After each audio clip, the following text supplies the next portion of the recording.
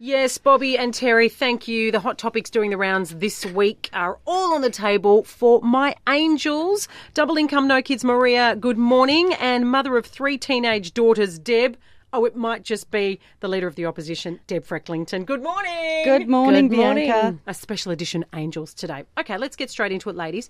Kids' books, nursery rhymes, fairy tales are being called out for gender inequality. Now, do you guys grew up with the Mr. Men series? Remember Mr. Men and the Little Miss? Well, they're saying that the characters, the female characters, are less powerful, according to the study of these books. They're saying there's a lot of inequality, gender inequality in so many of these stories. Should old stories be removed from our libraries, or should we just embrace them as the old school stories that they are and the values that they portrayed? Mother of teenage daughters, opposition leader Deb Frecklington, what do you think? Well, Bianca, I think they should stay. I mean, most of the kids that are reading Mr. Men books are so little, but also it's a bit like all the fairy tales. They're saying now some of those should come off the shelves. Yeah. I don't know about you ladies, but I was brought up to listen to these stories. I've read them to my kids. I'm a fairly strong woman myself, so I don't think I've been dumbed down by these stories. And I just think we need to encourage kids to read and we need it to be light, fun and easy. And, most of these stories are just that. And they see you as a role model. And as you said, you are a strong woman. And, okay. Double income, no kids, Maria. Will you read these kind of stories as a child? Do you think it's impacted in how you view the world? Look, these are just stories. They're not how real life is. It's fantasy. It's for kids to let their imagination go wild, which is what we try and foster for them when they're younger. Like Deb said, I haven't been, damaged by reading these books. And I think also, why don't we just have a look at it as a positive and look at how far we've come? If people think these are so bad, then why don't go, well, look how far we've come from what we used to write in our fairy tales, if we're going to make it this over politicised sort of thing, or just let kids be kids and read them a story. I did read some of the old stories actually that my grandma bought for me in this beautiful old book. I found it, and it did say, though, it was always about finding the man at the end of the story. And I think maybe sometimes we do need to move on from that you don't have to find a man to be happy. You don't have to necessarily be in that nuclear family to actually find happiness at the end of the rainbow. Opposition leader Deb Frecklington, what do you think?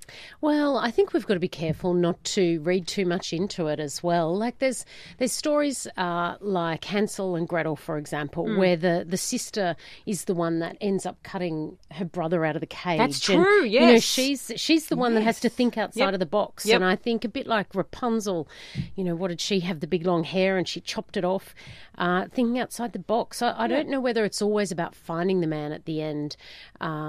And we all know now some of the news stories are changing their endings, which is a good thing as well. It's not always about the damsel in distress, but I think a lot of these stories really are telling a fairly simple message, and that is you've either got to think outside the box or you can just look after yourself by using your own brain. I'd like to just be reading the stories that I see little kids reading now about flatulent pugs. I think that's hilarious. Nobody gets offended except the pug, maybe. Can I just tune in there? Look, I have to say, I think there's a difference between someone being sexist and someone being chivalrous. And I actually like the man to actually rescue me, so to speak. As in, look, that's very nice that he opens doors for me and has those sort of things. But that's about manners versus sexism. And I think, some of this stuff gets over-engineered. And, and I disagree with you, B. I would actually like to think that everybody has a natural attraction to be with someone. Yes, you can be happy without someone, but I think you've got to be with someone because life is so much grander when you are. And like we say to everybody, you've got to feel that sense of love. And I think if you can get with someone and experience that on many levels, then go for it. Powerful words. Thanks, ladies. Let's move on to our next topic. We're learning that social media has a direct link to intimacy issues with today's younger generation. You think? Beautiful young women are running from men in droves for fear of having unapproved photos or videos of themselves posted for the world to see. So in a world where we think that we're becoming too over-sexualised because of social media, what's now coming up for us to see is that women are now waiting, and men as well, later to lose their virginity because they're terrified of what could happen because they see what's going on social media. Now, mother of 3 teenage daughters, opposition leader Deb Frecklington, my special guest Angel this morning with beautiful Maria. What are you thinking about this? Bianca, the first thing I will say is my 3 teenage daughters are never losing their virginity. Ever. Ever. They're never leaving the house. Ever. Oh, terrible Never. thought. But, sorry, that's probably not really politically correct either. But it is, it's what all mums think, right? We all think that our kids are complete angels. It is frightening to me what is going on in social media. Look, I'm constantly saying to my girls there should be no nude shots.